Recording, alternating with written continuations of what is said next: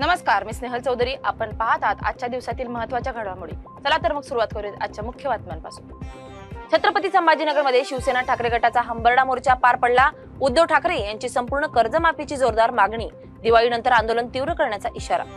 कोल्हापुरात बनावट नोटा प्रकरण उघड, पोलीस हवालदारच मास्टरमाइंड, 5 जण अटकेत. मिरज पोलिसांची कारवाई, 1.11 कोटींच्या बनावट नोटांसह इनोव्हा कार जप्त. आरोपींना 13 ऑक्टोबर पर्यंत पोलीस कोठडी.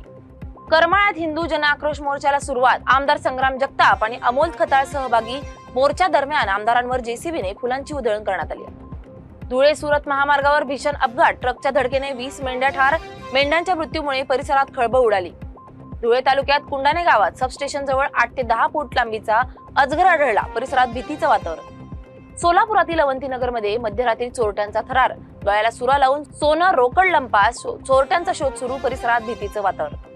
चोपड्यात यांत्रिक पद्धतीने सोयाबीन काढणीला सुरुवात, युवा शेतकऱ्याचा अभिनव उपक्रम.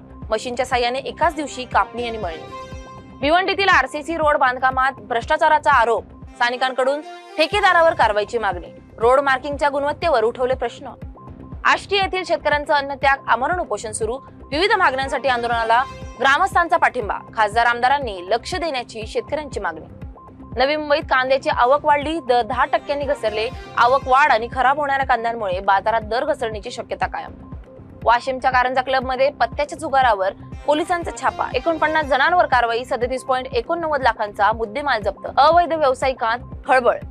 रिलायन्स पॉवरचे सीएफओ अशोक कुमार पाल यांना ईडीकडून अटक. अनिल अंबानींना मोठा धक्का. रिलायन्स पॉवरच्या शेअरमध्ये वाढ झाल्यानंतर त्याच दिवशी सीएफओ अशोक कुमार पाल यांना अटक. आर्थिक गैरव्यवहार प्रकरणी ईडीची कारवाई.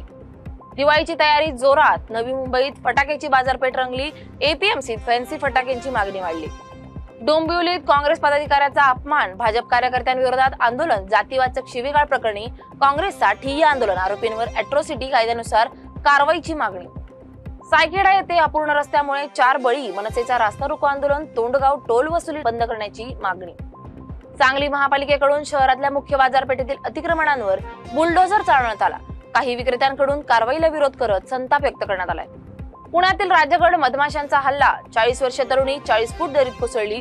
पोलिसांना आपत्ती व्यवस्थापन टीमनं युवतीला वाचवले. सोलापूरमध्ये वाढदिवसाच्या नावाखाली तलवारबाजी, 5 जणांवर गुन्हा दाखल.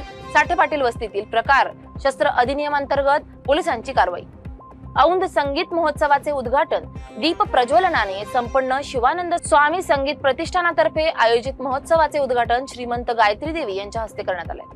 कुर्ला वांद्रेमधील गर्दीची झंझट संपणार. टॅक्सीने थेट रेल्वे स्टेशनवर जाता येणार. या पॉड टॅक्सीचं भाडं प्रति किलोमीटर 21 रुपये असणार आहे. बिहारचे भाजप आमदार मिश्रीलाल यादव यांनी पक्ष सोडल्याची घोषणा केली. राजकीय वर्तुळात यामुळे मोठी खळबळ उडाली आहे.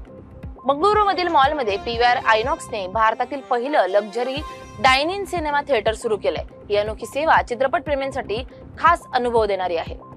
अयोध्येतील राम मंदिराचे बांधकाम पूर्ण. 25 नोव्हेंबरला पंतप्रधान नरेंद्र मोदींच्या हस्ते होणार ध्वजारोहण. ओप्पो फाइंड X9 सिरीज 16 ऑक्टोबरला भारतात लॉन्च होणार. नवीन फ्लॅगशिप स्मार्टफोन 200 मेगापिक्सल टेलिफोटो लेन्ससह येणार. फोटोग्राफी आणि परफॉर्मन्स मध्ये नवीन मानदंड स्थापन करण्याची अपेक्षा.